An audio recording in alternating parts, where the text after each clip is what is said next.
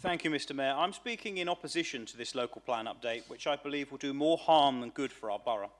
While I want to acknowledge the hard work of the officers who brought this plan to this stage, which includes lots of policies that I think many councillors can support, we must recognise that this plan is deeply flawed and not fit for Wokingham's future. I also want to stress the point that's already been made about the completely inadequate amount of time that we've had to review this massive document, running to over 1,500 pages. I need to ask, why didn't this local plan go through a scrutiny committee like other substantial decisions this council makes? A plan of this magnitude, which will shape Wokingham's development for years to come, should have been subject to the same rigorous process we follow for other major decisions.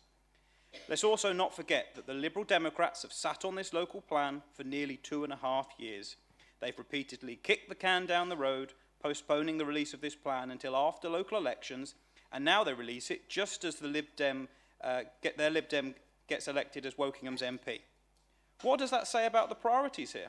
The timing is highly questionable, and it raises serious concerns about whether their plan was delayed for political convenience, rather than for the benefit of our borough.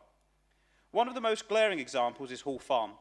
The Liberal Democrats have made repeated promises to residents during several election campaigns that they would remove Hall Farm from the local plan. Yet here we are, with Hall Farm still very much part of it. This is a significant development site with thousands of homes proposed. It disproportionately burdens Barkham and Arborfield, where there is already significant developments, with several years still left of building. Residents were promised that Hall Farm would not go ahead under a Liberal Democrat-controlled council. Indeed, they stood there at the protest waving their placards. Did they just do this for the votes?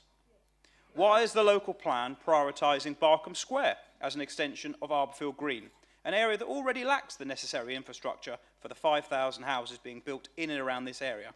There are other proposed sites in the local plan that potentially could be deemed more suitable, yet it seems this administration has chosen to protect certain wards while burdening others. I also want to say I will continue to support all of the new residents to the new homes being built in Arborfield Green and push for the infrastructure to be built. Now, I'll remind all of you that this evening, Councillor Barley and I gave all councillors the opportunity to remove Hall Farm and Barkham Square from the local plan through an amendment to this item. But the Liberal Democrats have not voted for it, and the Conservatives have been the ones that have done what we promised to our residents. I cannot, in good conscience, vote for a proposal that goes against so many promises made to our residents, put such a high and disproportionate burden on Barkham and Arborfield, and where we've been given so little time to take the due care to scrutinise it. I urge all councillors to vote against this local plan update. Thank you.